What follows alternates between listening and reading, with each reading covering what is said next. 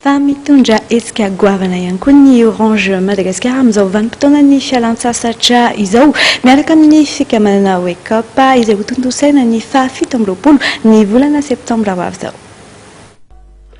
Fialam-boly mafotaka no atolotry ny Orange Madagascar miaraka amin'ny fikambanana Wake Up amin'ny alalan'ilay hetsika nampitondraina ny lohahevitra hoe raikitra ny fety ary arahana amin'ireo ho masivoan'ilay akora Orange Cliff, Dentarika Agrady Siskaiza ary Marion.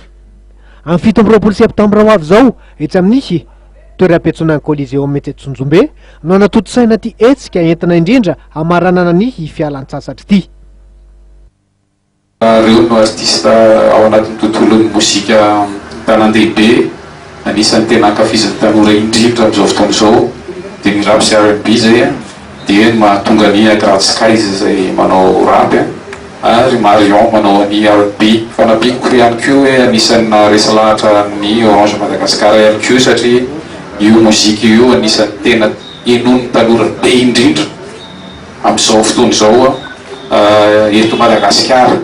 Tena mahasamy tena izany tsika satria efa nisy mihitsy ny gazety namoaka fa tena afaka mifanatsahana amin'ireo karazana mozika hafa mihitsy rehefa miaka-tsehatra ireo artista no safidin'ny Orange Madagascar ireo dia Agrady Siskaiza sy Marion zay. Ampiavaka ty hetsika raikitra ny fety ity ny fananana fomba malalaka na ny Orange Battle Freestyle iarahana amin'ireo mpandray anjara nitsongaina manokana nisongadina nandritra ny fifantsanana izay nitotosaina ny 12 septambra lasa teo tsetsy amin'ny planety Ambojatovo.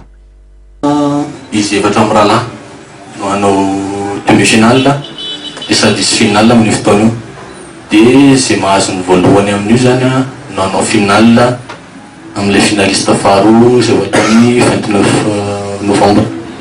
Ny tsara araka voalazan'ny taksa teo dia olona efa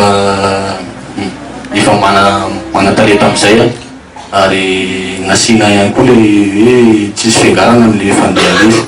Ny zavatra isy amin'ny fotoana io dia beatbox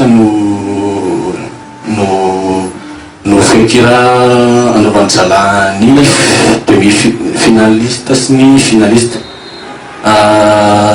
Ny anton'izay dia mba hiova kely amin'ny mahazatra zany ilay Orange Battle Freestyle satria hitondra zavatra hafa mihitsy zany ny Wake Up io mbola tsisy nanao mihitsy zay.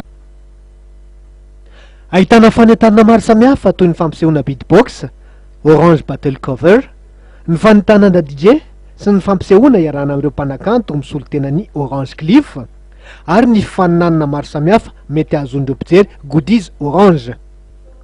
Tsy mitsahatra ny manohana ny hisehatra ara-kolotsaina ny Orange Madagascar.